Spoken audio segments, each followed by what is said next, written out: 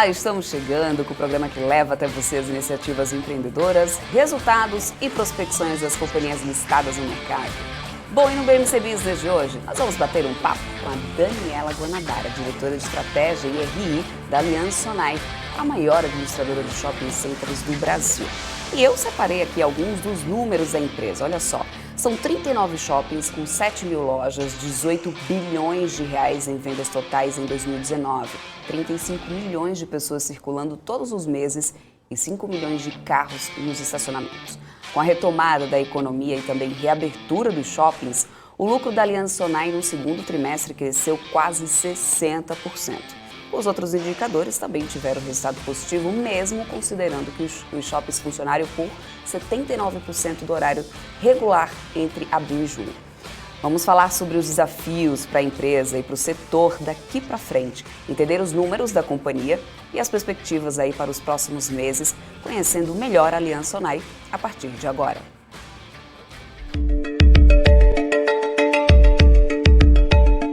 Os shoppings do portfólio da Aliança Sonae estão espalhados por todas as regiões do Brasil. Com o avanço da vacinação e a retomada da economia, a empresa viu os indicadores operacionais melhorarem nos últimos 2 meses do trimestre.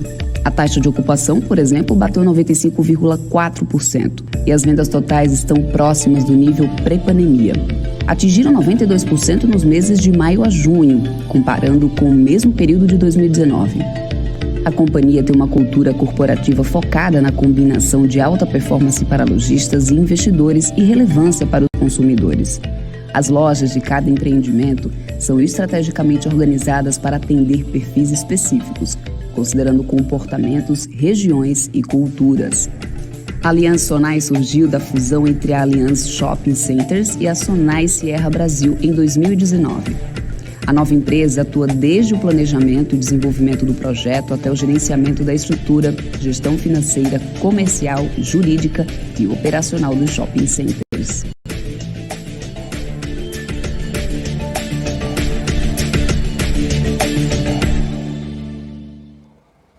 Mas antes da gente bater um papo com a Daniela Guanabara, eu quero trazer ele, Alex André, meu parceiro, vocês já conhecem aqui, especialista de investimentos. Vamos lá, Alex, hoje no Business a gente também vai falar sobre um setor muito afetado pela pandemia, né, que está dando aí uma volta por cima, aliás, né, hoje a gente viu que está indo bem aí no Ibovespa, apesar da queda do setor em alguns dias, mas no geral, né, Alex, parece que o negócio pode andar mais aqui para frente, né? Com certeza, Débora, é um setor que se reinventou, né, principalmente com a tecnologia, também utilizando, né, alguns canais de venda de omnicanalidade, né, ou seja, utilizando drive-thru, né, utilizando principalmente com as lojas fechadas, não deixaram, né, de vender.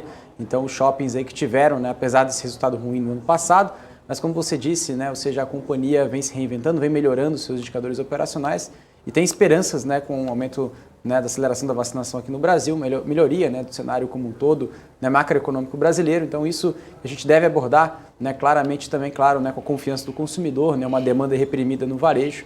Isso pode trazer novos drivers adicionais para a companhia, Débora. Bem isso, Alex. Bom, a gente já vai falar de outras empresas por aqui hoje, com o Alex trazendo, né, os dados da Oi, Priner e também MRV. Mas agora, para poder a gente entender melhor aí os números da Sonae, saber também quais são os próximos passos da Aliança Sonae, vamos conversar ao vivo agora com a Daniela Guanabara, que é diretora de Estratégia e RI da companhia. Seja muito bem-vinda aqui ao BMC Business, Daniela. Muito obrigada pelo convite. É sempre ótimo poder bater um papo e contar um pouquinho mais sobre a nossa empresa. Bom, então eu quero já começar por aí, Daniela. Eu quero, antes da gente começar mesmo aqui o nosso papo, conta para mim um pouco mais sobre a Aliança Sonae. Quem é a Aliança Sonae? Qual é o público que vocês atuam? A região que vocês consideram aí mais forte de atuação de vocês? Explica mais aí, porque ninguém melhor do que você mesmo para trazer esse panorama geral aí da companhia para a gente. Acho que vocês colocaram muito bem na introdução. A Aliança Sonae é uma empresa novinha, né? Nós temos 2 anos desde a fusão da Sonae com a Aliança. Porém, é uma empresa que tem mais de 45 anos de experiência quando a gente soma a história das 2 empresas. Então, hoje nós somos uma empresa de shopping que é a maior administradora do país. Estamos presentes em todas as regiões, através de 39 shoppings. Desses 39 shoppings, 27 são o que a gente considera de shoppings próprios, onde a empresa tem participação acionária, e nós também temos um serviço de administrar shopping de terceiros.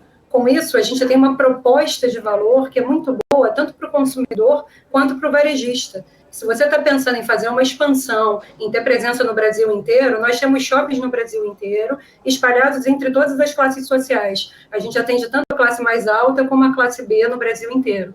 Tá? Então, a gente tem diferentes tipos de shoppings em todas as regiões do país, shoppings muito fortes, muito dominantes nas regiões onde eles atuam e que atendem muito bem a população que vive ali em volta. Daniela, agora falando um pouquinho de resultados, né? A gente acabou de ser esse segundo trimestre aí, vocês conseguiram funcionar em 79% do horário regular, em média, né? E as vendas já alcançaram 82,4% do nível pré-pandemia. Como que você analisa essa performance para o terceiro tri, com os shoppings funcionando em horário normal? Qual que é a expectativa aí de vocês? Vocês acham que a gente ainda corre o risco, por exemplo, com essa questão da variante Delta? Ou isso não deve realmente aí chegar aos níveis que a gente já viu ali no passado de isolamentos e de restrições? Acho que é um muito bom ponto. Quando a gente analisa o resultado do segundo TRI, ter conseguido operar em média 79% já foi muito bom, porque o começo do trimestre, ali em abril, a gente ainda teve muita restrição operacional. E isso aconteceu, inclusive, até julho agora, com poucos shoppings ainda com restrição operacional. Mas, pelo contrário, quando eu olho para o número de venda de julho, eu já vejo a gente conseguindo chegar a 97% do patamar de julho de 2019. Ou seja, mesmo ainda tendo alguma restrição operacional no portfólio, a gente já está conseguindo chegar muito próximo aos níveis de venda de 2019. E isso também considerando que os cinemas não estão operando a 100%, os restaurantes em várias regiões do Brasil você ainda não pode ter 100% de ocupação, o que significa que quando a gente realmente puder operar com uma capacidade maior ou próximo a 100%, a gente espera ter uma recuperação de vendas ainda maior. Nós não temos números ainda em relação ao terceiro trimestre, a não ser julho. Agosto, pelo que a gente ouviu, tem sido um mês positivo. Dia dos Pais, vocês viram números públicos aí da Abrace, tem sido muito bom também. Então, a perspectiva com o avanço da vacinação e com a flexibilização dessas restrições, a gente espera com certeza ir recuperando venda aos poucos e, a venda recuperando, a gente vai melhorando os resultados que já foram muito bons no segundo trimestre. Por exemplo, indicadores operacionais como o EBITDA e a FFO, que são as métricas do setor, nós já conseguimos ficar próximo a 80% do que era em 2019, mesmo tendo praticamente um mês perdido no segundo trimestre, que foi abril. E vocês podem ver também no nosso resultado que a nossa geração de caixa foi muito forte ainda. Nosso balanço é um balanço muito sólido, com a menor alavancagem do setor. Tá? Então, a gente tem uma dívida baixa e estamos prontos para financiar o crescimento da companhia. Perfeito. Daniela, vocês destacaram também o crescimento de vendas nos 3 shoppings do portfólio da Aliança Sonae na região norte. 12,8% em maio e 14,5% em junho, comparando aí com 2019, né, antes da pandemia, portanto. O que explica essa performance aí dos shoppings dessa região especificamente? Assim, como que está retomado os resultados operacionais aí dos shoppings das outras regiões do país? Bom, quando a gente olha o processo de reabertura desde a primeira onda, a região norte, apesar dela ter sido muito afetada, né, a gente viu o caso de Manaus, tanto na primeira quanto na segunda onda, nas reaberturas eles reabriram mais rápido e os shoppings operaram por mais tempo também. Ou seja, a restrição de horário ela foi um pouco menor. Quando você estimula o público a voltar aos shoppings, e aí eu gostaria de destacar que nós fizemos um trabalho muito rigoroso em termos de preservar a saúde dos nossos lojistas e dos nossos consumidores. Nós desenvolvemos um protocolo de reabertura, chancelado por hospitais de renome no Brasil. Então, sabendo que os shoppings eram lugares seguros, os shoppings que reabriram mais cedo acabaram tendo um desempenho melhor. Então, a região norte ela tem um processo de reabertura que começou antes do resto do Brasil. Além de ter começado antes, ele foi um pouco mais rápido em termos de flexibilização dessas restrições operacionais, e o resultado foi que as vendas voltaram mais rápido.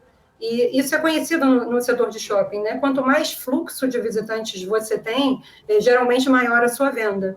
Acho que tem um comportamento um pouco depois da pandemia, que as pessoas vão ao shopping mais direcionadas, ou seja, eu vou lá, compro o que eu preciso comprar e saio. O que a gente enxerga? A gente enxerga que agora tem um momento que eu posso, inclusive, melhorar um pouco mais de vendas, porque se eu flexibilizo um pouco as operações de entretenimento e lazer, as pessoas têm mais motivos para permanecerem mais tempo no shopping. Então, se a gente já está conseguindo chegar no mesmo patamar de venda de julho de 2019, mesmo com essas restrições, a partir do momento que as restrições fiquem um pouco mais flexíveis e a vacinação, né, avance um pouco mais, nós devemos ver vendas melhores e, por consequência, melhores resultados, acho que no setor como um todo. Uhum. Eu até vou querer falar um pouco mais sobre a expectativa de vocês para o próprio setor, mas eu já quero começar a trazer aqui as perguntas dos telespectadores que estão assistindo a gente, estão sempre interagindo aqui comigo. Daniela, é o professor Lucas Meraldo que ele está perguntando o seguinte: a adaptação das lojas âncoras ao e-commerce trazendo bons resultados preocupa a Allianz? Qual a estratégia ou quais as estratégias para manter as lojas no modelo físicas em shopping? Ótima pergunta, e eu acho que os shoppings da Aliança Sonai, por terem essa posição de liderança nos seus mercados, eles podem fazer parte da solução omnichannel, como a gente estava falando na abertura. Então, por exemplo, uma loja âncora que já tenha uma operação de e-commerce online, ela pode fazer aquela última milha da entrega usando o shopping como um grande parceiro dela. Porque se eu tenho um consumidor que mora a 10, 15 minutos do shopping, faz sentido que eu tire o produto da loja do shopping e leve até a casa dele, porque eu consigo fazer isso de forma mais rápida e mais eficiente, com um custo menor do que se ela tivesse que tirar esse produto de um centro de distribuição que pode ser mais longe ali do shopping.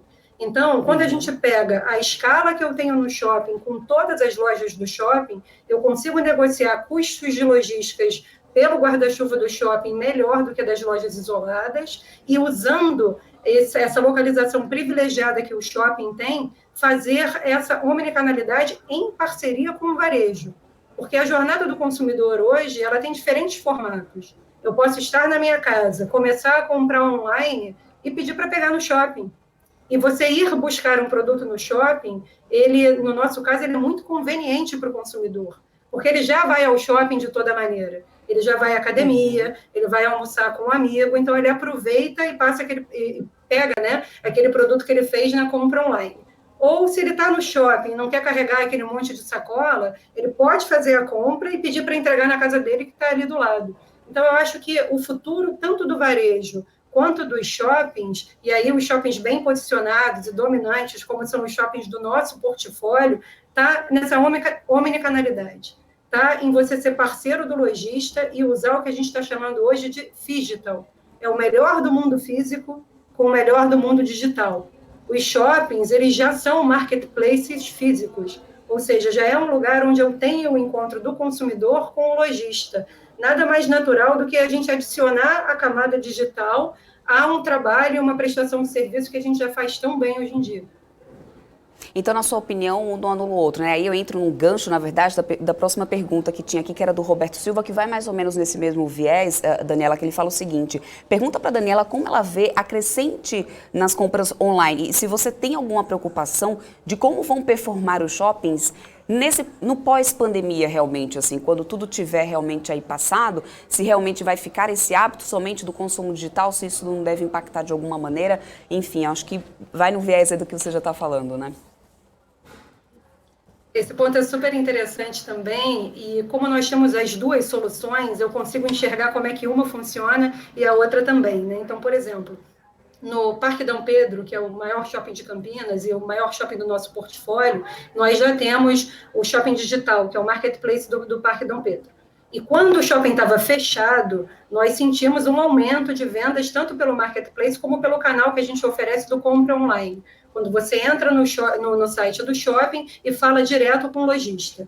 A partir do momento que os shoppings reabriram e nós começamos a ver um fluxo voltar, a demanda pelo produto físico ele ainda é muito forte. Então, acho que no final das contas, o que precisa é nós oferecermos a experiência completa, tanto para o consumidor quanto para o lojista. Porque eu preciso estar presente na jornada do consumidor, aonde quer que ele esteja. Esteja ele no shopping, na loja física ou em casa. Voltando um pouco na resposta que eu dei para a pergunta anterior, se eu trabalho com a loja do shopping mais abastecida, a experiência da loja física para o consumidor também fica melhor.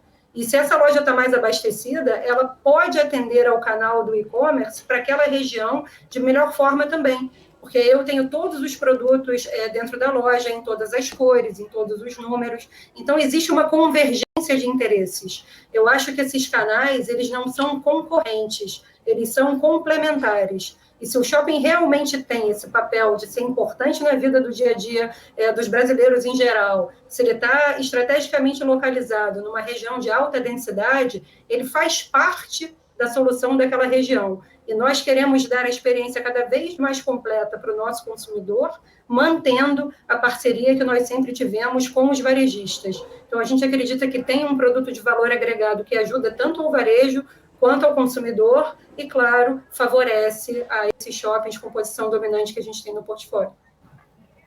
O Peter Santana está perguntando o seguinte: qual foi a melhor solução encontrada no período de lockdown que a Allianz levará para o futuro? Isso é interessante também, porque eu acho que algumas coisas que foram desenvolvidas durante a pandemia, elas já tinham a sua semente até um pouco antes, mas eu acho que aceleraram algumas tendências, né? Então, por exemplo, nós criamos o Compre Online. O Compre Online é mesmo que você não tenha um marketplace no shopping, você entra no site do shopping e consegue ser conectado diretamente com o lojista. Então, você pode fazer sua compra, por exemplo, ou no canal de e-commerce dele ou por WhatsApp. Agora, é interessante notar que 40% dos consumidores que acessam esse canal acessam pelo WhatsApp. Ou seja, o consumidor gosta de uma compra assistida. Então, essa compra ela não é nem 100% digital, nem 100% física. Tem gente que até está conversando com o vendedor, pede para fotografar o produto, pede para ver um produto de outra cor. Então, quando você faz a compra assistida, você tende a ter um sucesso maior para finalizar a compra. E, nesse caso, tanto compra online quanto o shopping digital, que são os marketplaces do shopping, acho que eles vieram para ficar. Ali em Campinas, a gente tem o Peg Hub, que é uma solução logística que nós estamos oferecendo nos nossos shoppings. Então, ali você consegue fazer um drive-thru, você consegue fazer o click and collect, e você consegue fazer tanto a entrega quanto pegar um produto no locker do shopping, né, que são aqueles armários inteligentes. Então, por exemplo, se eu faço a compra ou no site do próprio Dom Pedro, ou no site de um varejista, e escolho pegar o meu produto no locker do shopping, eu vou com um QR Code, acesso aquele armário, pego o meu produto. Por acaso, vamos supor que eu tenha comprado uma peça de roupa e eu queira experimentar ali também, a gente oferece, inclusive, uma cabine que você pode experimentar o produto. Caso não fique bom, você pode até fazer a devolução por ali mesmo. Então, é um pouco da mistura dos dois mundos que você dá experiência e conveniência para o consumidor. Eu acho que cada vez mais essa conveniência de você poder fazer a compra onde você quiser estar, ela tem que ser possível, né? E o shopping, ele faz todo esse papel de suporte a essa compra. O produto está saindo ali do shopping, o consumidor vai buscar o produto no shopping ou vai trocar. Eu acho que já é comum, né? Quando você vai trocar um produto na loja ou vai à loja buscar um produto, você acaba comprando mais. Então, eu acho que, realmente, eu sei que eu estou insistindo nesse ponto, mas o futuro, ele é uma combinação entre o melhor do físico com o melhor do digital. É o híbrido, né? É o que a gente sempre tem comentado também por aqui com outras companhias, Daniela. Bom, vocês registraram também um aumento na taxa de ocupação em relação ao primeiro TRI, né? Fecharam o segundo com 95,4% e atribuíram isso, entre outras coisas, a soluções omnichannel, né, para os lojistas. Quais soluções, assim, foram essas? Qual a perspectiva para o faturamento com aluguel nos próximos meses? Assim, a expectativa é diminuir os incentivos, como os descontos, por exemplo? Sim, né? Eu acho que conforme nós vamos vendo que as vendas estão reagindo, os lojistas começam a ficar numa situação melhor, financeiramente mesmo, né? Então, a gente gradualmente vai reduzindo esses incentivos. Nós não estamos fazendo isso numa velocidade muito rápida. Vocês vão vendo aí pelos resultados que a gente vem publicando que conforme as vendas vão melhorando, nós vamos reduzindo os descontos e recompondo o aluguel. Acho que tem um ponto muito importante que nós estamos fazendo dentro de casa também, que é controlar os custos condominiais. Os shoppings foram feitos para abrirem as suas portas e nunca fecharem. Mas o que aconteceu durante a pandemia? Inédito. Eu fiquei com o shopping fechado durante um tempo. Então, nós aproveitamos esse tempo que o shopping estava fechado para fazer todas as medidas possíveis de ajuste nos custos condominiais e medidas de controle de custos mesmo. Então, a gente fez benchmark interno, reduziu o número de pessoal aonde eu podia reduzir esse custo, fiz melhoras tecnológicas, e agora a gente também está relicitando também esses custos tanto de segurança, de limpeza, enfim. Estamos usando a escala da companhia para reduzir de forma gradual esses custos condominiais também. Com o custo condominial um pouco mais baixo, o custo de ocupação do lojista, com a venda subindo, ele fica equilibrado. Tá? Então, a gente sempre teve essa preocupação de equilibrar o custo de ocupação do lojista, seja através da venda aumentando, seja através desse controle do custo condominial, tá? E da redução gradual de descontos. Então, a gente espera que, conforme as vendas subam e venham melhorando ao longo do segundo semestre, né? Claro que sem considerar perspectivas de nenhuma terceira onda e com a vacinação continuando como ela está, a gente acredita que sim. Os resultados devem ir melhorando e continuando essa melhora gradual que a gente está vendo aí desde da reabertura dessa segunda onda. Perfeito. Daniela, eu quero trazer o Alex André, ele é meu parceiro aqui na BMC, ele também tem perguntas aqui para você, vem participar aqui do nosso papo, Alex. Daniela, muito obrigado pelo bate-papo aqui no BMC Business, sempre muito enriquecedor aqui para todo mundo. A minha pergunta, Daniela, eu queria que você falasse, né, abordasse um pouquinho, né, sobre os ganhos de eficiência que a companhia conquistou, né, durante a fusão, né? Qual foi o impacto disso nos custos operacionais, né, esse ganho nessa alavancagem operacional dos shoppings? Vocês viram aí quando a gente reportou o segundo trimestre, que tanto que a linha de custo operacional de shopping, quanto a linha de despesas gerais e administrativas, elas foram menores em relação a 2019. Em relação a 2020, era muito difícil de comparar, porque com o shopping fechado, eu efetivamente tinha um custo de condomínio muito menor. Tá? Então, uma parte dessas sinergias foi um pouco do que eu comentei. A gente veio fazendo um trabalho nesses custos de condomínio para manter eles mais equilibrados e mais controlados, assim como, pós-fusão, nós já fizemos a integração das duas empresas e conseguimos entregar essas sinergias de despesas. Por exemplo, quando eu tenho uma empresa muito maior, eu não preciso de duas contabilidades, eu não preciso de duas auditorias, tá? Então, quem eu contrato para fazer a minha auditoria, por exemplo, eu preciso de uma auditoria só. Então, usando essa escala de ser uma empresa só, nós diminuímos os números de fornecedores, né? Fizemos a integração de pessoal das duas empresas e, assim, a gente conseguiu entregar essas sinergias de despesas gerais e administrativas. Acho que tem um ponto interessante também, que vocês citaram, o que mudou com a pandemia, né? Acho que a necessidade de viagens e deslocamentos, de uma forma geral, também a teleconferência veio para ficar, né? Acho que tem várias reuniões que antigamente a gente fazia de forma presencial, que agora a gente pode fazer via videoconferência. Então, redução em despesa de viagens também nós estamos vendo ano contra ano. E o outro ponto que com certeza a gente vai começar a enxergar daqui para frente são as sinergias de receita, que essas sim são sinergias muito significativas, que desde a fusão a gente vinha anunciando, mas que foram prejudicadas pela pandemia, né? Acho que atrasou o processo da gente conseguir atingir essas sinergias de receita, mas eu acredito que final desse ano, se a gente continuar vendo a recuperação que nós estamos vendo, a partir do final desse ano a gente já pode começar a enxergar de novo as sinergias de receita, que também com certeza vão ajudar o nosso negócio para frente, né? Então, agora que eu sou uma companhia verdadeiramente nacional, pegando o Brasil inteiro, nós temos oportunidades para explorar em mídia. A mídia hoje é muito mais digital, então tem ganhos com melhor mix de logística nos nossos shoppings, trazendo atrações interessantes para cada uma das regiões. Então, a gente realmente espera que o cenário melhorando um pouco do final do ano e para o ano que vem, que a gente tenha resultados melhores e consiga de novo reportar esse ganho que a gente esperava com sinergias. Muito obrigado, Daniela. Débora.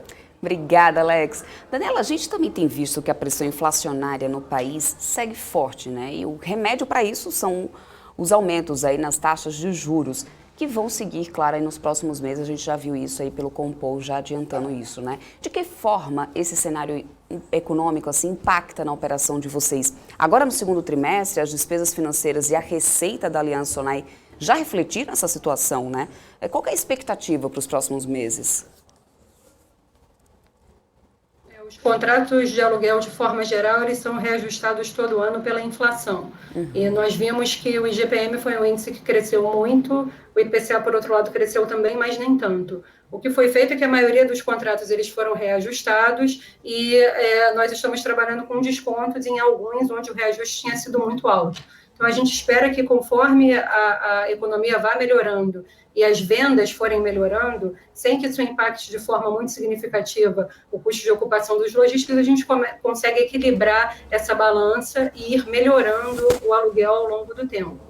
Do lado do resultado financeiro, realmente, quando as taxas de juros crescem um pouco, elas acabam impactando a minha despesa financeira de forma automática. Eu tenho, parte da minha despesa financeira é ajustada pela TR, que é uma taxa fixa, mais um percentual por mês, enquanto o CDI aí, está em níveis baixos, a TR continua sendo como zero, então essa parte da minha dívida é menos afetada, pelo menos no curto prazo, mas por outro lado, o que a gente tem em inflação e CDI acaba sendo afetado da mesma forma, mas como você mesmo mencionou, a minha receita também, ela acaba andando junto com a inflação. Isso pode ter um desbalanceamento aqui no curto prazo, mas a médio prazo as coisas tendem a se nivelar.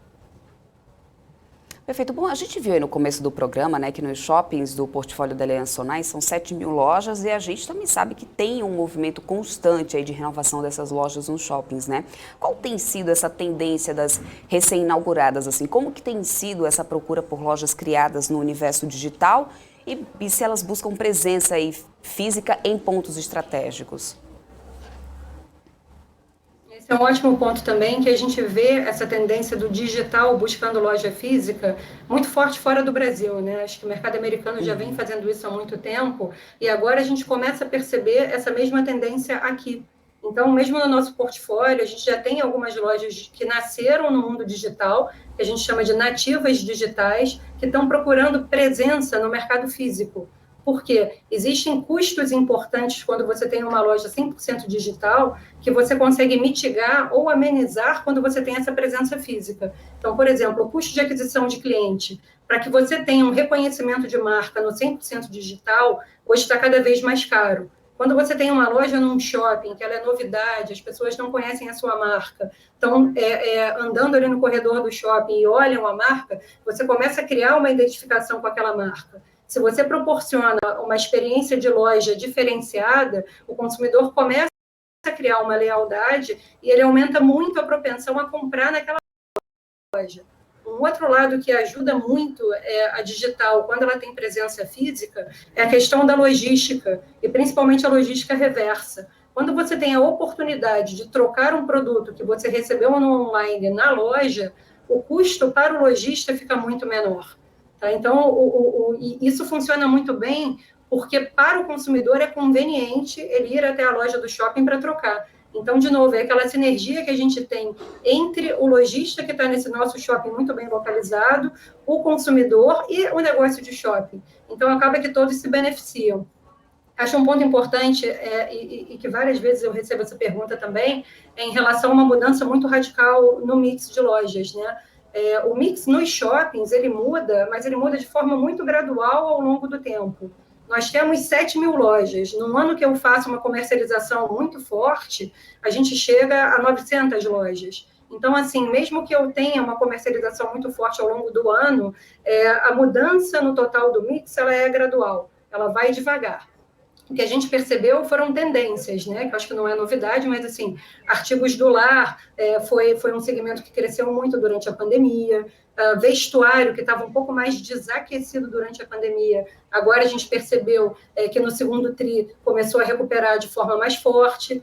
Nós até publicamos que 40% da demanda das nossas novas locações foram de vestuário nesse segundo trimestre. Então, assim, os setores, de forma geral, a gente está vendo uma demanda boa, a nossa demanda comercial tem sido forte por todos os setores e para todos os shoppings. Então, na nossa cabeça, é mais uma recuperação geral da economia mesmo. Uhum.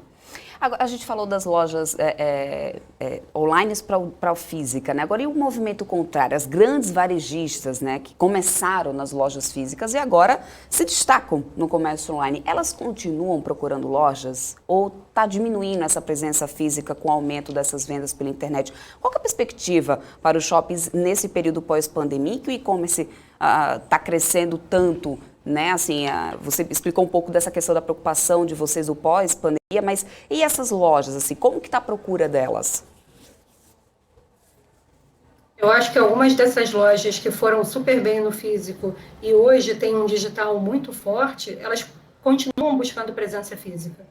Tem uma grande rede de magazine que está vindo para o Rio de Janeiro procurando novos lugares e novas lojas, porque entendem essa sinergia que você tem entre a loja física e o online. Então, eu acho que quem nasce 100% digital vai buscar a presença física, quem tinha presença física digital, mas sem tirar o olho do físico também. Então, a gente tem visto essas grandes redes que estão mais capitalizadas, a gente viu a onda de IPOs que teve no setor de varejo no ano passado, na verdade em 19, né? Então, a gente tem visto essas empresas em busca de novas localizações físicas. O interessante que eu acho é que existe uma procura pela localização física privilegiada, ou seja, qual é o shopping que é o líder daquela região. Qual é o shopping que oferece a melhor proposta para aquele varejista em termos de qualidade de fluxo, qualidade de mix de lojas de forma geral no shopping, a qualidade do ativo mesmo, né? Se o shopping é bonito, se é diferenciado. Então, isso tudo é o nosso trabalho em manter o shopping sempre atrativo, não só para o consumidor, porque se esse shopping for atrativo para o consumidor, ele vai ser atrativo para o meu varejista. Então, eu tenho que reforçar a minha dominância naquela região. E um ponto que a gente ainda não discutiu aqui, mas que eu acho muito interessante, é em relação aos projetos de multiuso. Eu trago para dentro do terreno do shopping empreendimentos que me ajudem a aumentar a relevância daquele shopping ali na região. Então, por exemplo, nós anunciamos agora há pouco tempo uns empreendimentos imobiliários num shopping nosso no Nordeste, empreendimentos residenciais, hospitais, que faz com que eu tenha um público qualificado futuro como visitante daquele shopping. Então, a gente investe nesses projetos de multiuso para trazer mais densidade qualificada, para garantir um fluxo futuro de visitantes para aquele shopping. E quanto mais relevante o meu shopping for, melhor vai ser a solução que ele oferece, tanto para o digital quanto para o físico, para essas grandes redes. Então, a gente tem muito essa preocupação de deixar o shopping sempre atrativo, de trazer densidade para próximo do shopping, para que a gente sempre tenha essa parceria entre o varejo e o shopping, e os dois setores possam ter um sucesso muito grande nesse novo mundo, que na nossa cabeça não é nem 100% digital, nem 100% físico, né? Ele é o phygital, que a gente chama. Uhum. Bom, falando ainda um pouco desse phygital, né? Qual que tem sido o impacto dele nos negócios do shopping? Porque esse mês, inclusive, vocês anunciaram aí a criação de um braço digital, que é a Alsotec, né? E também a aquisição de 2 empresas que vão fazer parte dessa estrutura com foco em logística e tecnologia. Como que vai funcionar isso, né? Como que é esse shopping do futuro que está se desenhando aí? A gente brinca que o shopping do futuro é agora, né? Nós já temos um shopping que está antenado nas tendências futuras. E a Alsotec é, na verdade, o nosso braço de transformação phygital. Ou seja, todas essas soluções que a gente fala de omnicanalidade, e nessa direção nós vamos trabalhar dentro do braço da Alsotec. E esses primeiros investimentos, ele já foi concluído, que é esse investimento na empresa de logística. Logística a gente enxerga como uma das dores do varejo, né? E você conseguir ajudar o varejista a solucionar a logística daquela última milha ali perto do shopping tem um valor muito alto para ele.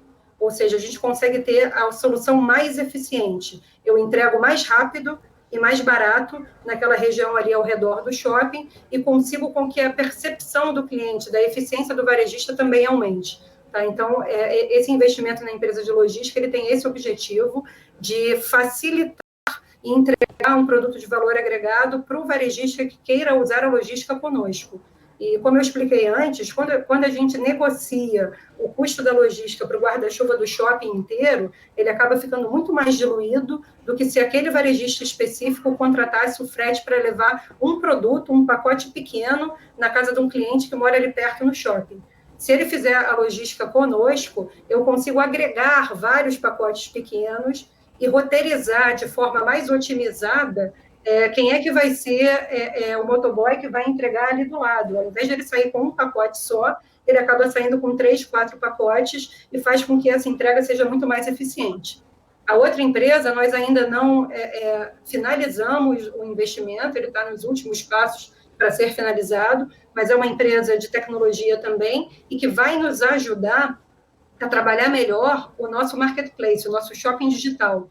Hoje existe uma dificuldade muito grande de alguns varejistas de ter uma loja online, porque geralmente você tem um sistema que gerencia a venda da sua loja, né? E você tem que integrar essa venda da loja com o seu estoque. Porque você tem que saber que se você vendeu um produto no seu site, você tem que dar baixa no seu estoque. Essas coisas têm que se conversar, tá? Então, essa empresa vai nos ajudar a fazer com que essa conexão seja mais simples, tá? Então, esse é o objetivo da gente trazer uma empresa que a gente chama de Seller Center para nos ajudar no marketplace e a empresa de logística para ajudar nesse produto que a gente enxerga um produto de valor agregado muito alto para o nosso varejista também.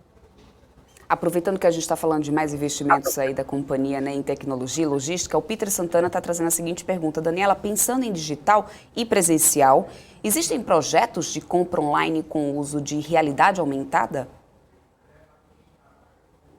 Nós já fizemos algumas campanhas com realidade aumentada nos shoppings, tá? Então, sim, acho que é um produto diferenciado, uma experiência legal para o consumidor. Já usamos essa tecnologia no passado, acredito que a gente pode continuar usando no futuro. Mas é legal, isso traz novidade para o shopping, né? Você traz um diferencial e é isso que o público gosta, ter o shopping sempre com novidade, com campanhas diferenciadas. Por exemplo, durante o Natal do ano passado, onde ainda tinha muita restrição, nós trouxemos Papai Noel digital, para que você consiga tirar sua foto com Papai Noel em realidade aumentada, para que você troque a mensagem de WhatsApp com Papai Noel. Então, a pandemia também fez com que a gente criasse produtos diferenciados. Acabou gerando uma criatividade, dado as restrições que ela impõe. Acho que todo processo em que tenha uma dor muito grande, ele abre oportunidade de transformação. E esse tipo de campanha digital, sem que a gente precisasse trocar papel, trocar cupom, ou solucionar o problema, já que você não pode botar a criança no colo do Papai Noel, vamos fazer um Papai Noel em realidade aumentada, para pelo menos dar ao consumidor a sensação de que ele está tendo um Natal semi-normal, né? Então, acho que o papel do shopping é isso, ter criatividade, trazer novidade e deixar sempre o consumidor estimulado a sempre querer voltar ao shopping. É a experiência do cliente, né, Daniela? Bom, tem mais uma pergunta aqui do professor Lucas, que ele diz o seguinte: perspectiva de abertura de shoppings em regiões inéditas. Temos em 2022 lançamentos em outros estados que ainda não estão posicionados, como Mato Grosso do Sul, Tocantins, Santa Catarina. Eu acho que no Brasil hoje ainda existem muitas oportunidades de fusões e aquisições. A nossa empresa foi a empresa que fez a maior aquisição no setor, eram 2 empresas listadas, isso era inédito no mercado de shoppings, e logo após a fusão, no final de 2019, nós fizemos um aumento de capital, nós fomos a mercado levantar dinheiro, e na época um dos objetivos era continuar consolidando o setor e utilizar também nas expansões dos nossos shoppings, tá? Então, a gente está sempre em busca de oportunidades de aquisições. Então, hoje eu diria que a nossa prioridade seria mais consolidar o mercado do que construir um novo shopping numa nova região, porque nós enxergamos que existem shoppings muito bons em outras regiões que a gente poderia, porventura, fazer uma fusão ou uma aquisição. E nós temos um balanço hoje super sólido, temos a menor alavancagem do setor, então a gente teria capacidade financeira para fazer aquisições. Outra forma de alocação de capital que nós temos hoje e que tem um retorno muito bom é na expansão dos nossos ativos. Vários shoppings do nosso portfólio têm capacidade de expansão. Esses são shoppings, quando a gente resolve expandir um shopping, né, que já tem dados operacionais muito positivos, shoppings com ocupação acima de 98%, 99%, dependendo do caso, como é o Shopping Taboão e Taboão da Serra em São Paulo, que é um que a gente pretende expandir agora no curto prazo. E esses projetos de expansão são projetos que geralmente têm um retorno muito alto, porque eu já conheço muito bem o shopping, eu decido quando eu vou fazer a expansão, então, conforme a situação comercial vai melhorando, a gente vai acelerando o projeto de expansão. São projetos que, dependendo da metragem quadrada, podem ser projetos rápidos, com até 1 ano, projetos mais de médio prazo, de 2, 3 anos, mas que trazem uma rentabilidade muito alta e no curto prazo. Se eu consigo fazer uma expansão em 1 ano, essa expansão, geralmente, ela é bem locada, porque o shopping já é muito dominante, é um shopping muito bom ali naquela região, e acaba trazendo um retorno muito bom, tanto para a gente quanto para os nossos acionistas. Então, eu diria hoje, como prioridade de alocação de capital, nós temos esses projetos de expansão e continuamos sempre analisando o mercado em busca de oportunidades de aquisição. Acho que é importante dizer que nós buscamos a liderança em shoppings dominantes nas regiões onde eles atuam, tá? Então, é sempre uma busca da empresa aumentar a participação nesses shoppings que são líderes do mercado. E por que isso? Porque são esses shoppings que nós realmente acreditamos que têm a força de poder ter essa parceria com o varejo e trabalhar na omnicanalidade, nessa força do phygital, tá? Então, essa estratégia, ela está toda amarrada. Tudo que eu falei aqui, somado ao multiuso, faz com que o nosso portfólio fique cada vez mais forte e que a gente seja uma opção cada vez melhor, tanto para o consumidor quanto para o varejista. Daniela, o professor Lucas também está trazendo uma questão que é, enfim, uma tendência agora, né? Cada vez mais investidores estão preocupados com essa questão do ESG, e ele pergunta aqui justamente sobre as estratégias de ESG para 2022 da Aliança Sonae. Nós temos o ESG como um pilar estratégico da Aliança Sonae. Acho isso importante porque logo após a fusão eram 2 empresas diferentes com uma cultura muito alinhada. Isso era muito bacana também. Uma das razões para que a gente seguisse com a fusão é que a cultura das 2 empresas era muito alinhada e elas já tinham ESG como um valor muito importante. Então, nós decidimos transformar sustentabilidade num pilar estratégico da empresa e desenhar uma estratégia de curto, médio e longo prazo. Então, algumas ações estão sendo tomadas dentro da empresa do ponto de vista de governança. Nós já temos um trabalho social fortíssimo, que a gente já vem trabalhando há vários anos dentro da empresa e estamos agora organizando também toda a parte ambiental, mas assim, a gente já tem, até por lei, que obedecer muitas regras ambientais em todos os nossos shoppings. A gente agora está organizando melhor a comunicação. Eu acho que, por cultura, as 2 empresas já preservavam muito o capital humano, já tinham a equidade racial como um objetivo, já tinha a preservação de energia, a gente trabalha com energia renovável. Então, todos esses são valores que as 2 empresas já tinham e que agora, a partir do momento que nós estabelecemos que sustentabilidade é um pilar estratégico, nós organizamos melhor e conseguimos ter uma comunicação com o mercado melhor. Então, ano passado, nós já tivemos o primeiro relatório de sustentabilidade com as 2 empresas juntas, e esse ano, lá para o meio de setembro, meio para o final do mês de setembro, a gente já publica um novo relatório de sustentabilidade, onde a gente vai trazer várias novidades e vários avanços que a gente já teve no último ano. Perfeito, Daniela. Eu quero muito agradecer a tua disponibilidade de vir aqui falar um pouco mais sobre a companhia, interagir aqui diretamente com os investidores que estão nos assistindo. Essa é a nossa proposta aqui no BMC Business, estreitar esses laços aí das companhias com os investidores. Então, contem sempre com esse espaço aqui para poder vir aqui sempre falar das novidades da Aliança. Espero você aqui, aliás, próximas vezes, para poder a gente bater esse papo aqui sobre a companhia. Com certeza. Eu que agradeço a oportunidade de estar aqui e poder falar um pouquinho mais sobre a Aliança Sonae. Muito obrigada. Até uma próxima, Daniela. E essa foi a Daniela Guanabara, que é diretora de estratégia RI da Aliança Sonae. Eu espero que vocês tenham gostado desse papo aqui sobre a companhia. E agora, para poder a gente falar mais sobre o setor de shoppings e também sobre a própria Aliança Sonae, a gente vai conversar ao vivo com o analista de investimentos da Eleven, o Raul Grego, que já está aqui comigo. Raul, seja sempre muito bem-vindo aqui à BMC. Oi, Daniela. Oi, obrigado. Débora, isso, a Daniela foi lá Débora. do shopping. E eu acho que você, inclusive, conseguiu acompanhar aí um pouquinho desse papo aqui que a gente estava batendo, né, junto aqui com a Daniela. Eu quero até resgatar aqui um pouquinho uma das perguntas que eu iria querer passar para ela, que é essa questão das revisões das projeções aí dos shoppings, né, e também que o Inter Research apontou aí as ações da Aliança Sonae como uma maior potencial valorização, né, com o preço-alvo aí de R$ 36,00 até o fim de 2022, ou seja, decolando aí 39% em relação, né, à cotação atual. Na sua avaliação, o que explica esse otimismo aí dos analistas? Seria algum diferencial competitivo da companhia? Oi, Débora, desculpa. Imagina, fica tranquilo. Eu acredito que o setor de shoppings ele foi, sim, muito penalizado ali durante a pandemia, com diversas reinvenções que foram tendo que acontecer. E nesse segundo trimestre, as companhias todas, e assim, a Aliança Sonae foi uma delas, já mostrou uma recuperação de vendas, de fluxo de pessoas, de redução da inadimplência muito grande.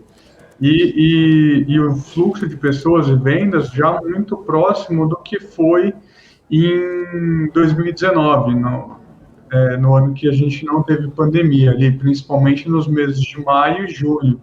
Então, eu vejo que essa recuperação, ela tem sido bastante robusta e vai impulsionar o resultado dos shoppings para os próximos trimestres, aí, terceiro e quarto trimestre, já para um possível crescimento. Então, com isso, a gente pode ter ali essa expectativa positiva para o setor de shoppings como um todo. Agora, falando de Aliança Sonae, a gente vê que com a fusão, as sinergias que os shoppings vão ter, a diversificação geográfica da companhia que atua em quase todo o Brasil, pelo menos em todas as principais regiões, ela é uma vantagem, porque consegue ali mitigar um pouco o risco de concentração de shoppings só no Sudeste ou só na região Sul-Sudeste, aí, como outras companhias. Então, consegue surfar um pouco o bom momento também do Nordeste, do Norte, com excelentes shoppings e posição diferente, né? Porque ela tem shoppings posicionados tanto para alta renda quanto para média renda, né? Classe ABC.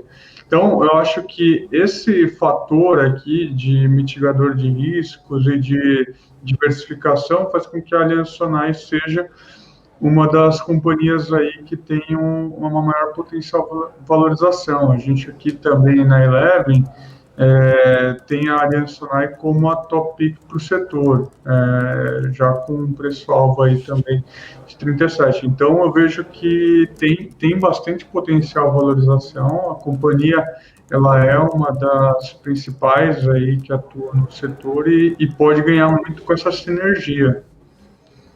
Uhum. Raul, e muitos analistas estão considerando que mesmo entregando menos que Iguatemi e Multiplan, a ação da Aliança Sonae deve estar aí no radar do investidor, né? Como que você vê esse ponto? Quais são os diferenciais da Aliança Sonae em relação a essas empresas que eu te falei, assim? Como que ela tem se comportado nesse universo? A Multiplan e Iguatemi, assim, até para colocar as companhias aí mais posicionadas, elas estão com shoppings mais concentrados aí Sudeste, Sul e folhas mais alta renda, né, média alta renda. A Aliança Sonae, ela tem um mix disso, né, e está posicionada em todas as regiões do Brasil, Norte, Nordeste, com vários shoppings aqui também no Sudeste, São Paulo, Rio.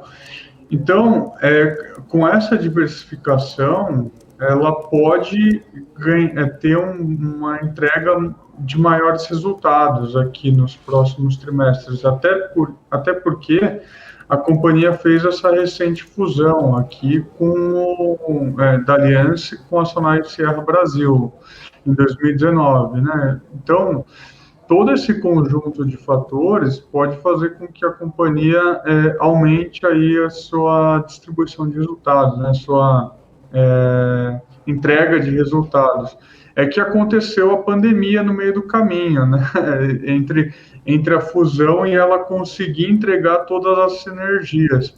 Mas eu acredito que com essa, como até a Daniela comentou na fala dela, né? Que todas, com a pandemia, ela conseguiu arrumar aí a estrutura da companhia, se organizar para entregar todas as sinergias de receita e custos, agora com essa retomada.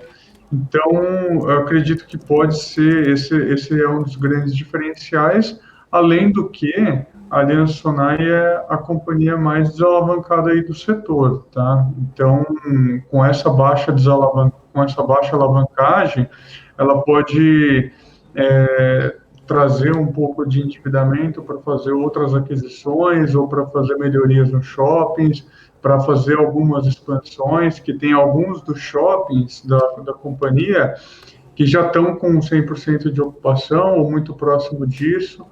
Então, eu vejo que a companhia ela pode ter ali algumas frentes para melhorar o resultado. Uhum. Bom, essa semana o presidente da Associação Brasileira de Shopping Centers, né, da ABRAS, disse que o resultado de vendas dos shoppings vai ficar próximo de 200 bilhões em 2021, mais próximo, portanto, né, do de 2019, antes da pandemia, né, do que o de 2020. Diz também, né, que agora, mais do que nunca, os shoppings têm se tornado, né, um espaço aí de convivência do que mais propriamente dito um local de compras, e que os lojistas precisam mesclar essas vendas física com online, o que a Aliança Sonai parece estar fazendo muito bem, né? Como que você analisa esse recado, assim, que tipo de shopping o investidor deve mirar a partir de agora, né, em que as vendas pela internet estão tão fortes? Eu quero até juntar isso com a questão também da inflação, né, de como é que fica, de como é que você vê essa questão da inflação, né, impactando essa questão do consumo mais na frente, se isso pode realmente aí acabar prejudicando esses bons resultados que as companhias vêm tendo. Bom, primeiro vou falar da parte de online, né? Assim, cada companhia fez uma estratégia diferente para tentar buscar o cliente dela que frequentava o shopping antes da pandemia, a continuar comprando dentro das lojas e dentro daqueles empreendimentos. Então, cada uma delas fez uma estratégia diferente. A Iguatemi, ela criou o próprio site, lá, o Iguatemi 365, para tentar atuar nessa frente como um shopping nacional, né? Então, eles estão abrindo praças, estão distribuindo, né, entregando os seus produtos em todos os estados brasileiros. Então, ela criou esse site para conseguir entregar os produtos da Iguatemi, né, que tem dentro do shopping, dentro do site, em locais onde ela não tem a presença física de um shopping. Enquanto outras companhias, aí, como a Aliança Sonai, né, fez ali os meios de canais digitais através do site do próprio shopping, ou via WhatsApp, e está investindo mais até nessa frente, aí até com a Alsotec, que a Daniela comentou aqui.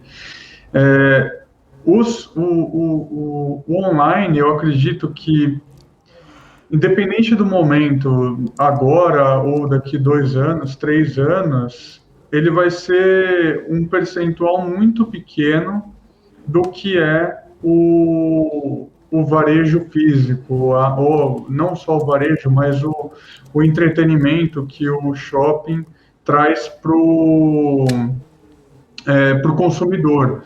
Então, eu acredito que vai ser 2, 3, 4, 5% da receita da companhia ou das vendas dos lojistas, e enquanto que o físico ele vai continuar sendo a principal frente de negócio aí das administradoras de shopping. Então, eu vejo que o investidor tem que estar de olho naqueles empreendimentos, nos shoppings, que estão menos alavancados, que têm mais potencial de entrega de resultado, que atende ali que tem shoppings realmente maduros e que tem uma taxa de ocupação já elevada, com uma potencial aumento de aluguel e até ganhos com luvas. Então, tem ali pontos que eu acho que vale mais a pena enxergar do que simplesmente o avanço tecnológico, que eu acho que faz diferença para manter o cliente dentro do ecossistema ali do shopping ou da região, mas não necessariamente vai ser um trigger de grande valor ou de grandes números para dentro de todo o shopping, tá? Então, essa é a nossa visão aqui sobre essa questão online, que vai ser um complemento, mas não necessariamente o ponto central de todas as teses de shoppings, de empreendimento de shoppings. Porque o shopping no Brasil, ele acaba sendo um local de lazer, de muito mais lazer do que varejo. Então, a pessoa vai para um restaurante, vai para o cinema, não necessariamente vai para compras. Então, tem essas outras funções, vai encontrar pessoas, né? Tem outras frentes que atua o shopping, né, dentro das cidades. E a outra questão de inflação, né? Sobre a inflação, né, que pode impactar no consumo. O setor parece estar, o mercado parece estar já precificando aí um pouco essa questão de inflação também, né, no setor de consumo, já prevendo aí que isso possa mudar um pouquinho aí o cenário. Isso pode impactar, né, porque você tem ali uma pressão muito forte de preços, né, de inflação, e que acaba tirando um pouco o poder de compra dos consumidores e, consequentemente, pode reduzir as vendas. Mas a gente vê que, assim, isso também é um conjunto de fatores, né? Assim, se a gente tiver mais vendas ali, ter algum crescimento, uma melhora de taxa de desemprego, então, com essa vacinação andando agora até bem mais rápido, né? A gente tem aqui em São Paulo, por exemplo, já 100% das restrições quase todas tiradas, né? Então, tem aqui um sentimento muito mais positivo em termos de economia, de melhora de emprego. Isso vai fazer com que as pessoas também consumam, com renda consumam. Então, acho que tem sim que ficar de olho, mas também muito de olho no emprego também, né? Perfeito, Raul. Quero muito agradecer a tua disponibilidade para vir aqui, trazer a tua análise aí sobre o setor, sobre a Aliança Sonai também. E até uma próxima. Obrigada pela tua participação. Obrigado, Débora. Um abraço. Até mais. Essa foi a participação do analista de investimentos da Eleven, Raul Grego, ajudando a gente a levar informação que gera valor para o seu investimento. Bom, agora a gente vai continuar falando dos resultados dessa última temporada de balanços, né, Alex? Mas hoje começando por aquela ação que divide o mercado em ame ou odeie, né? Eu até já cheguei a falar isso aqui com você. Vamos falar da Oi, né, que reverteu esse prejuízo e teve um lucro líquido consolidado de mais de 1 bilhão nesse segundo trimestre, né? Acha que esse resultado é sustentável para os próximos trimestres, Alex? Débora, acho que os investidores, né, estão deixando de olhar um pouco resultados de curto prazo e colocando uma ótica em 2 fatores, Débora. Primeiro, é a saída da RJ, na recuperação judicial. De acordo com a companhia, pode acontecer no 4º trimestre desse ano ou no 1º trimestre do ano que vem. E também isso que divide, né, Débora, uma outra opinião em relação, né, à aprovação do CAD, né, da venda da Oi Imóvel, que saiu em torno de 16,5 bilhões de reais nas maiores operadoras do Brasil, né, inclusive a Claro, né, TIM e a Vivo. Né, a TIM e a Vivo, que é listada aqui no Brasil, né, os executivos, né, soltaram os resultados do segundo trimestre e disseram, não só em relatórios, mas também em videoconferências, teleconferências, que eles acreditam que pode ser aprovado, mas a dúvida do mercado fica se realmente vai ter alguma restrição por parte do CAD né, desse deal, né? Então isso que deve ter alguma dúvida, e isso também ao mesmo tempo, Débora, que alimenta, né, ou seja, em números financeiros, essa venda em relação que a companhia não vem fazendo só isso, a companhia vem fazendo uma movimentação que ela vem diminuindo drasticamente a sua dívida e, consequentemente, ela vai virando uma companhia mais asset light. E isso também, olhando o resultado de agora, acho que não deve ser a própria Oi, como diz os próprios executivos, como diz ali o Rodrigo Abreu, até a própria diz, né? Ou seja, vai ser uma nova Oi, né? Então os resultados de hoje totalmente, relativamente vão ser diferentes do que a gente está observando agora. Mas vamos entender um pouquinho qual deve ser essa mudança, né? Quais foram aí os principais destaques do segundo trimestre, Débora. Então, colocando a apresentação aqui na tela, e que nós vamos destacar aqui os resultados da Oi do segundo trimestre, tá? Primeiro, né, acho que a gente tem que separar um pouquinho referente à fibra e também em relação, né, à internet que a gente chama de legado, né, ou seja, que são a internet, quando a gente fala ali de Oi Velox, né, ou seja, internets ali de cobre, né, ou seja, eles vêm fazendo essa mudança, inclusive a Oi, né, que tem aí o maior número de casas passadas, né, no Brasil todo de fibra, e também a gente vê aí um número muito forte em relação à receita nessa parte, tá? Então a execução operacional continua muito acelerada, né, as receitas residenciais e de PMEs, né, pequenas e médias empresas, voltam a crescer. Os principais marcos aí do plano foram alcançados. Inclusive, ele até divulgaram um plano estratégico, né, que alguns analistas ficaram divididos aí, como neutro ou até mesmo um resultado positivo desse guidance da companhia que foi divulgado para o mercado. Tá? Então, fibra são mais, né, de 12 milhões de HPs, né, foram adicionados 1,5 milhão de novos HPs no segundo trimestre, quando a gente fala de fibra, e também quando a gente fala de HC, são mais de 2,8 milhões, são mais de 366 mil novos HCs somente no segundo trimestre, com take-up médio de 24%.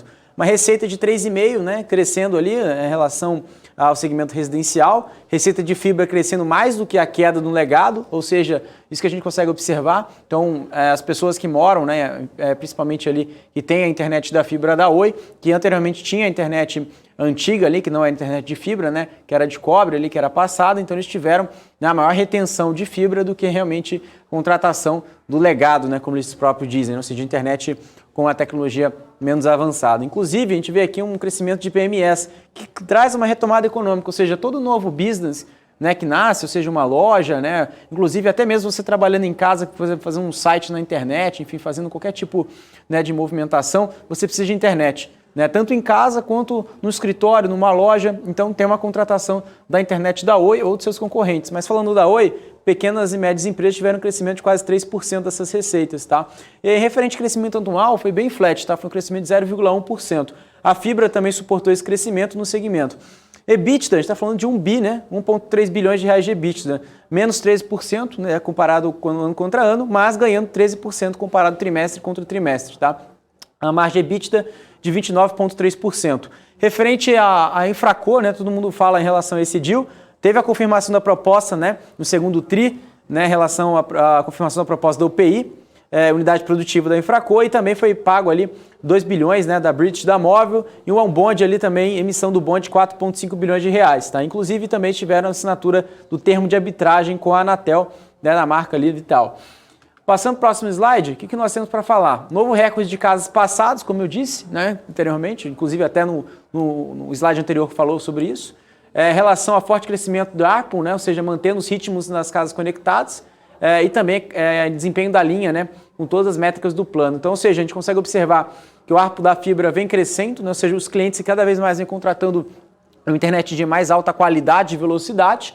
Número de casas passadas, né, que a gente falou ali anteriormente do HP, né, também teve mais de 507 mil HPs por mês no segundo trimestre, ou seja, um ritmo muito acelerado, né, ou seja, de expansão. Inclusive a Oi também já entrou recentemente aqui em São Paulo, já era a maior do Brasil em casas passadas e agora entrou no estado que tem maior penetração, que é o estado de São Paulo. Tá? Casas conectadas, que a gente falou ali do HC, são mais de 122 mil casas conectadas por mês no segundo trimestre.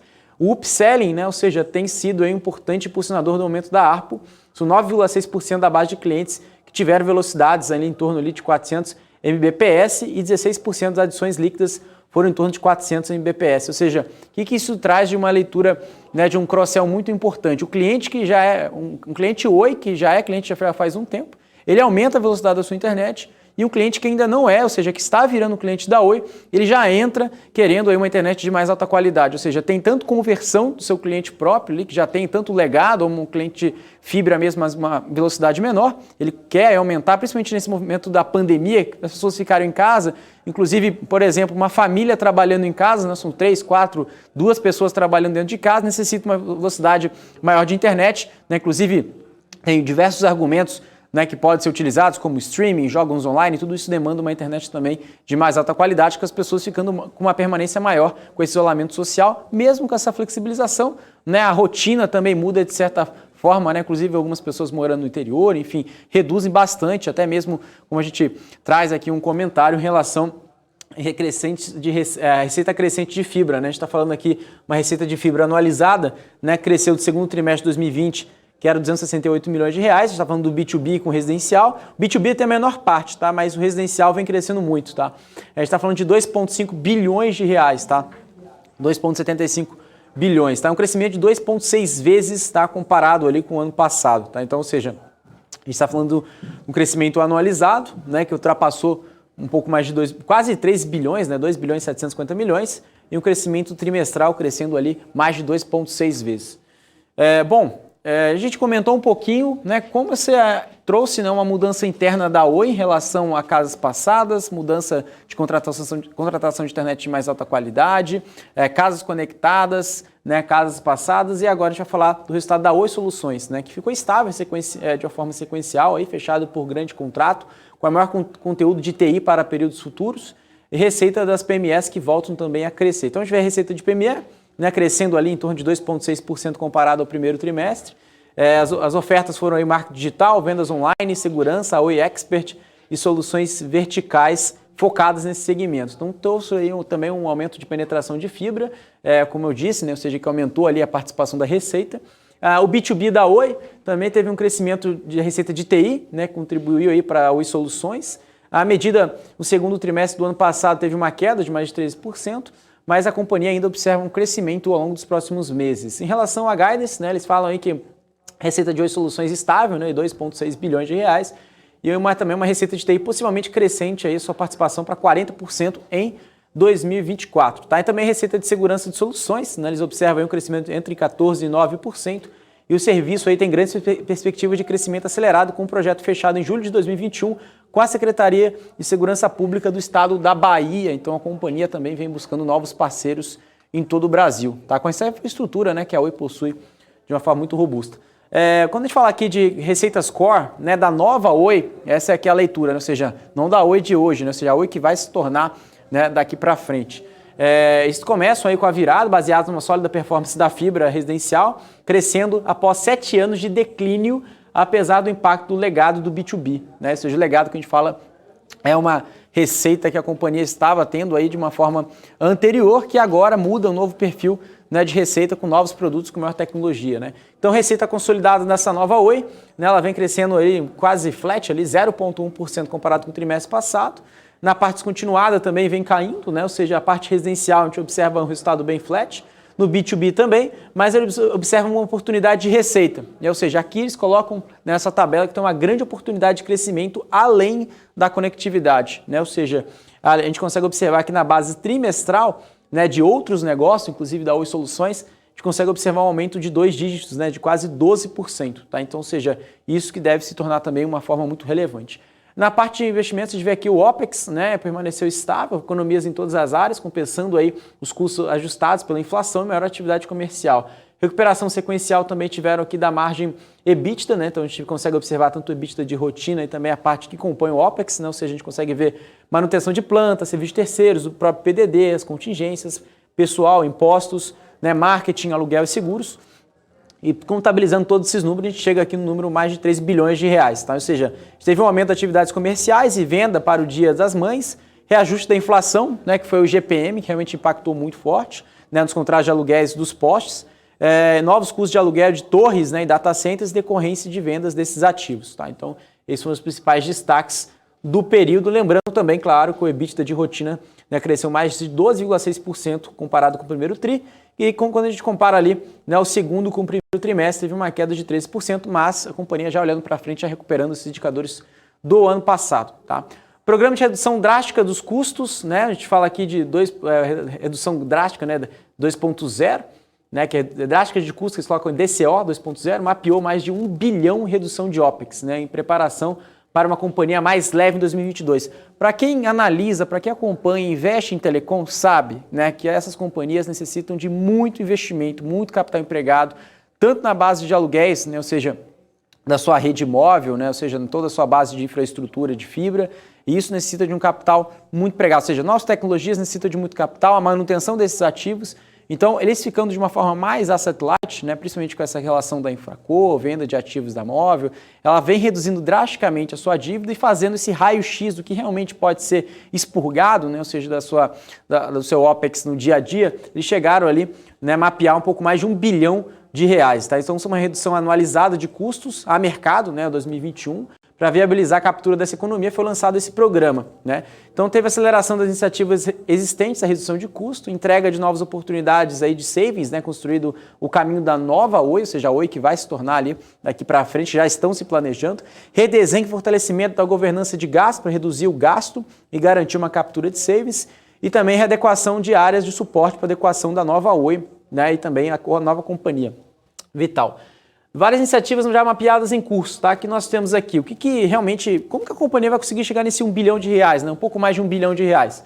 350 milhões de reais vai ser o impacto anualizado, né? Diminuição de venda de marketing e atendimento. Eles vão deixar de vender, vão deixar de fazer marketing? Não, mas vão simplificar e ao mesmo tempo ganhar escala com menor custo. Como? Vão simplificar o portfólio, otimizar os gastos com marketing, acelerar a automação de atendimento com o cliente, ou seja, né, diminuir aquele DNA de funcionários atendendo o cliente, robotizar isso cada vez mais, ganhar escala, atendimento e otimização do mix de canais. Né? Organização de suporte ao negócio, economia de 150 milhões de reais, também eliminação de atividades não essenciais, aquilo que não é core da companhia, simplificação da organização, aumento da relevância, a parte de TI que eles vão fazer em relação a isso, né? Eles vão ter simplificação, desligamento de sistemas de legado, ou seja, sistemas aí que são antigos, que não fazem tanto sentido mais para a companhia, aceleração de automatização de processos, digitalização e rede de operações vão economizar em torno de 400 milhões de reais, onde vai ter o maior peso, né?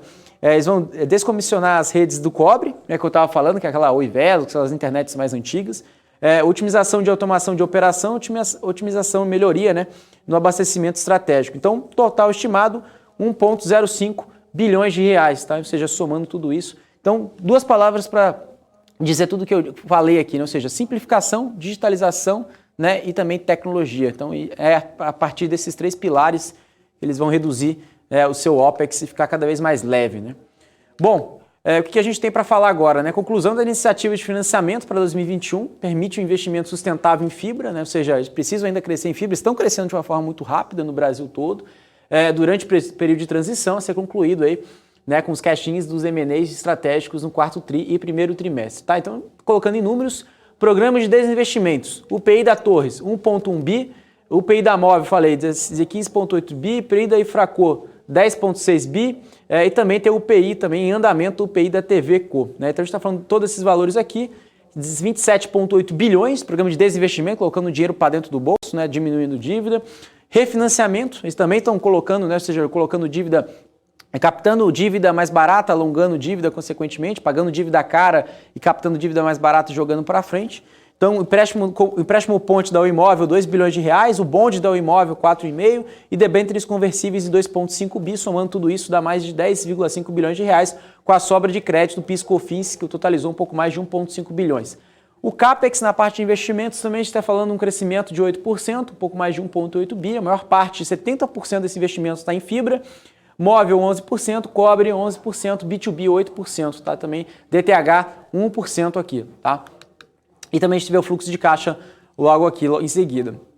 Bom, o que nós temos para falar um pouco mais sobre em relação das estimativas, né, dos números da Oi, de acordo com os analistas do mercado, tá? Então, em relação a EBITDA, geração de caixa, o mercado espera 1,4 bi de EBITDA no terceiro trimestre, 1,5, né, 1,5 bi de EBITDA no quarto tri, e colocando aqui no primeiro trimestre 545 milhões, e no segundo trimestre de 2022, 543 milhões de reais, tá?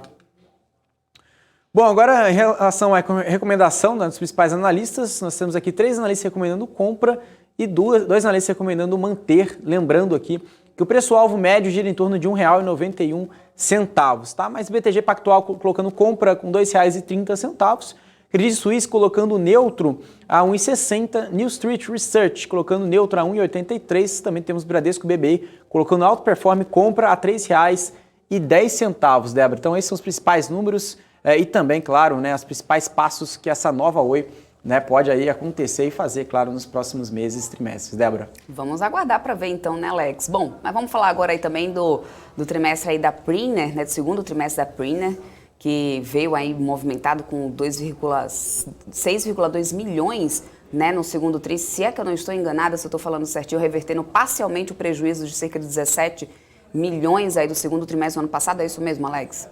É isso mesmo. A companhia vem melhorando bastante, Débora, na medida que a própria Priner, né, para quem conhece, né, estava dentro da Mills, né, fez aquele spin-off, inclusive tem uma parte muito importante em relação a Oil and Gas, e a Oil and Gas, o setor como um todo, a parte de serviços, vem crescendo de forma como um todo, à medida também, né, que o petróleo Brent vem se valorizando e também vem estimulando as companhias a fazerem manutenções, né, paradas, enfim, melhorias. Então tudo isso que a Priner auxilia, né, as companhias aqui do Brasil e também outros tipos de soluções como a gente vai trazer aqui agora, que não é só Oil and Gas, mas também diversos setores da economia como um todo, tá? Então, o que nós temos aqui para falar do Grupo Priner, né, a apresentação de resultados do segundo trimestre, destaques do segundo tri, a gente fala de consolidação de tendência de expansão das atividades do grupo, né? A gente está falando de 42% de crescimento de receita operacional, quando a gente fala no trimestral, e no semestral cresceu quase 60%, tá?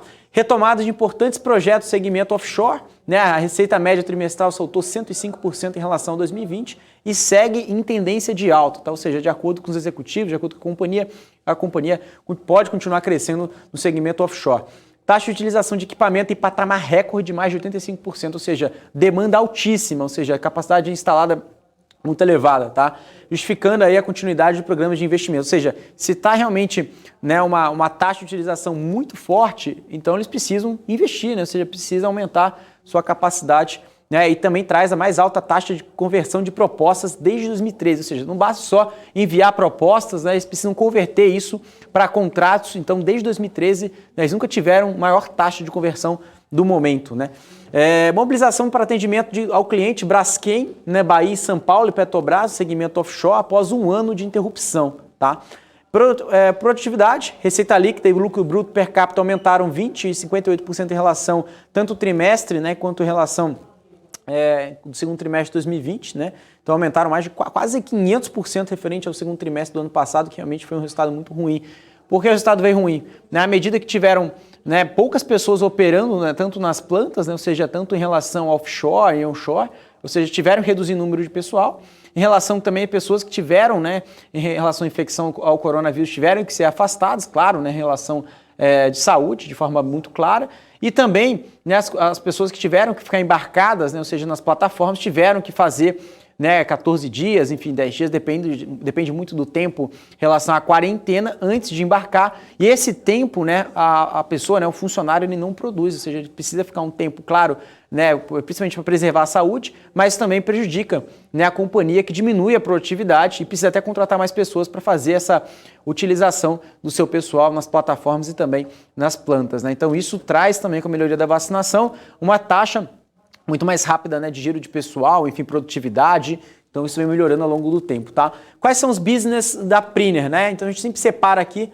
né, principalmente por três principais business aqui, né? A gente tem aqui a Polyend, Isola Fácil, Smart Quote, né? E colocando aqui de negócios, né, que eles fazem, negócio de acesso, né, para quem não conhece, é o projeto de delineamento, montagem e locação de andaimes, sistemas de encaixes e de tubos, andaimes suspensos e plataforma Primer Deck, que é a plataforma própria da Priner, que traz uma solução muito interessante para o cliente, sistemas de redes tensionadas e acesso por cordas, tá? Então isso, a gente está falando de uma plataforma offshore principalmente.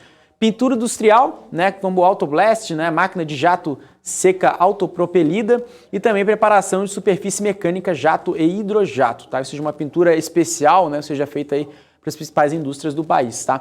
Isolamento térmico, né, IPFP, né, um projeto de fabricação de montagem de isolamento térmico e acústico, jaquetas removíveis, proteção passiva contra fogo, montagem de refratários e eficiência energética. Então isso que precisa principalmente uma parada de manutenção, não necessariamente a companhia, né, dependendo do projeto, a companhia nem precisa parar, né, a sua produção, porque ela tem ali um projeto, né, que ela traz ali de uma manutenção de uma forma que ganha escala e também necessariamente a companhia consegue operar de um determinado tipo de segmento. A plataforma Habitat, que isso é muito importante, né? Isso é bem legal falar sobre isso, né? A Habitat é uma proteção de ativos e pessoas, né? Ou seja, é basicamente, né, um sistema, né, de isolamento ali que a pessoa, dentro de uma plataforma offshore, imagina que você está numa plataforma offshore, ou seja, uma plataforma de petróleo no mar, e você tem que fazer ali, né, uma parada, uma manutenção ali.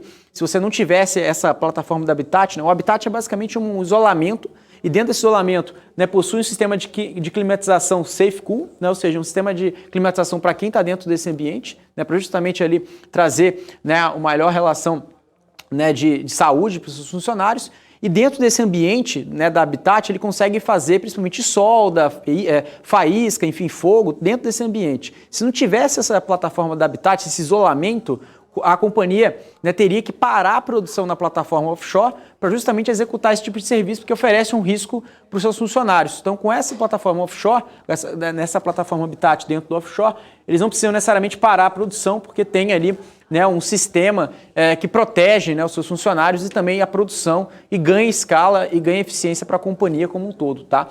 Inspeção, eles vêm crescendo muito nesse segmento, tá? Também vem investindo como nunca.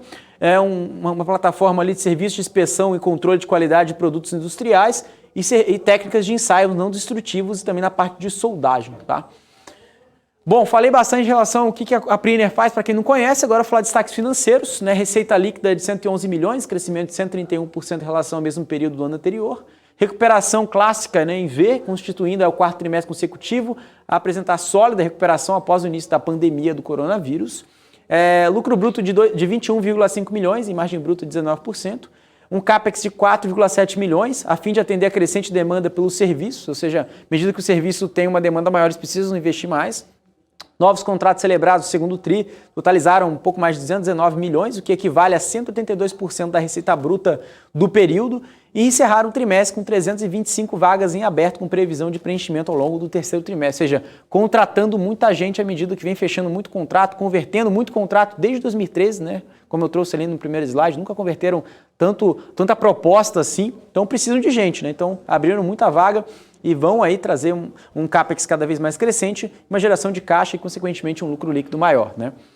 Bom, receita líquida, a gente vê um aumento de 131%, né? A maior parte, 58% em onshore, o offshore corresponde a 42%, então um total aí 111 milhões de reais, 524 mil, segundo trimestre. Quando a gente vê aqui, esse é um gráfico bem interessante, pessoal, que a gente vê aqui a resiliência da demanda comprovada pelo crescimento da receita líquida operacional, principalmente versus o PIB. Então a gente vê aqui o alívio das restrições de logística de pessoal, que é basicamente a flexibilização da pandemia, né? O aumento da vacinação.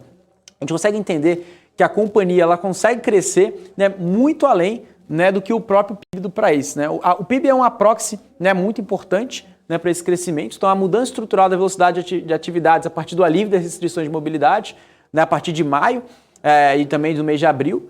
Crescimento da receita é muito maior do que a taxa de crescimento, como eu falei aqui do PIB, ou seja, esse gráfico aqui azul, muito maior do que a linha do PIB, né, quando a gente compara aqui, evidenciando a resiliência da demanda, ou seja, a demanda realmente está muito forte, descolou, né, ou seja, desde a primeira onda ali em segundo trimestre, e também um efeito que foi colaborado aí pela diversificação dos clientes, novos serviços e importantes conquistas no ambiente offshore, ou seja, novas conquistas, ou seja, contrataram novos clientes e também tiveram aí a diversificação dos seus clientes, ou seja, não só clientes focados só naquele segmento. Eles tiveram vários clientes focados em diversas frentes e, consequentemente, tiveram nesse descolamento, essa demanda muito forte que a gente vê logo aqui, tá? Bom, agora a gente vai falar receita por segmento, que traz uma estratégia de diversificação com resultados muito comprovados. Então, quais são esses clientes, né? Quais são essas diversificações de clientes de forma como um todo? Então, oil and gas, petroquímica, química, papel e celulose, mineração e outros, né? Siderurgia, naval, infraestrutura, geração de energia. Bom, são tantos clientes, né? Quando a gente consegue observar em relação, né, o que contribui de receita, a maior parte oil and gas contribui ali com 38 milhões, também a gente consegue observar petroquímica com 29 milhões, logo a seguir a gente consegue observar ali papel e celulose contribui com 17 milhões, logo após química com 13 milhões, outros também com 8 milhões e mineração por último ali contribui com menos, ali com 7 milhões de reais na parte de mineração, totalizando 112 milhões, lembrando que a companhia vem aí com resultado crescente de receita e com uma demanda muito forte. Lucro bruto também, né, crescendo ali em torno de 28 pontos percentuais, né, chegando ali um crescimento de margem bruta de 19,3%. mais 21 milhões. EBITDA também 14 milhões, um crescimento de 33 pontos percentuais, uma margem de EBITDA de 12,8% no segundo trimestre. Já a EBITDA também a gente consegue ver as variações, né, tanto as despesas de G&A, né, ou seja, 2 milhões de reais, né, despesas gerais administrativas, impactos também devido à variação, né, do per capita, chegando um pouco mais de 14 milhões de EBITDA no segundo trimestre. Lucro líquido também 6 milhões, margem líquida de 5,6%. E agora falando de alguns números, né, ou seja, o mercado tinha uma expectativa, né, de pouco mais de 11 milhões de reais de EBITDA, né, no segundo trimestre e também tinha em torno de 3,8 milhões de reais. Então, vamos voltar aqui para a gente ver qual é essa relação de comparação. O mercado esperava ali 11,8 milhões de reais de EBITDA. Então, colocando aqui o EBITDA, o mercado esperava 11,8 milhões, a companhia entregou 14 milhões de EBITDA, ou seja, acima, né, da expectativa. Quando a gente fala de lucro líquido, 6,2 milhões de reais, o mercado esperava 3,5, ou seja, entregou muito mais do que as próprias estimativas dos economistas, analistas de mercado. E quando a gente tem aqui recomendações de analistas, nós temos somente uma recomendação, né, da Prine, lembrando que a Prine é uma companhia bem pequena, tem uma liquidez pequena no mercado. Então, XP Investimentos dando compra a R$ 13,40 de preço-alvo, está recomendando aqui, reforçando compra para os ativos da Priner. Débora. Alex, o MPK está aqui dizendo esse case é interessantíssimo. Boa, Alex. É isso aí, a gente trazendo aqui mais detalhes das companhias aí para vocês ficarem por dentro de tudo que a gente tem disponível aí para poder, né, Alex, deixar no radar. Mas vamos ficando por aqui, Alex, hora de sextar, porque tá chegando o BMC Now. Então, pra gente hoje já foi. É isso aí, até segunda-feira. Débora, grande abraço para todo mundo e claro, nossa programação não para, inclusive nas redes sociais, Débora. Quero deixar um grande convite para todo mundo, que hoje às 19 horas eu e Rafael Lara estaremos aí fazendo, né, a live fechamento de mercado, falando dos ativos, né, da Bolsa de hoje, as principais notícias e também vai ter uma grande novidade que eu vou deixar somente para quem estiver presente na live. Débora, olha grande lá, abraço. Segunda-feira o pessoal comentando aí sobre essa novidade, hein, aqui no nosso chat. Aliás, estão pedindo aqui para poder analisar Tegma, hein, Alex? Deixa aí anotadinha essa sugestão aqui do pessoal que está pedindo para trazer detalhes aí da Tegma, tá bom? Tá anotado. Pode deixar, Débora. Grande abraço. Até mais, Alex. É isso aí. Lembrando que vocês podem acompanhar as notícias do mercado nas nossas redes sociais, no nosso Instagram, @bmc.news, além do nosso portal, que sempre tem atualização para todos vocês com tudo que está acontecendo no mercado. Bom, eu vou ficando por aqui. Vocês continuam na nossa programação com a Hanna Beltrão e com o Rafael Lara no BMC Now. Obrigada pela audiência de todos vocês. Até segunda-feira. Tchau, tchau.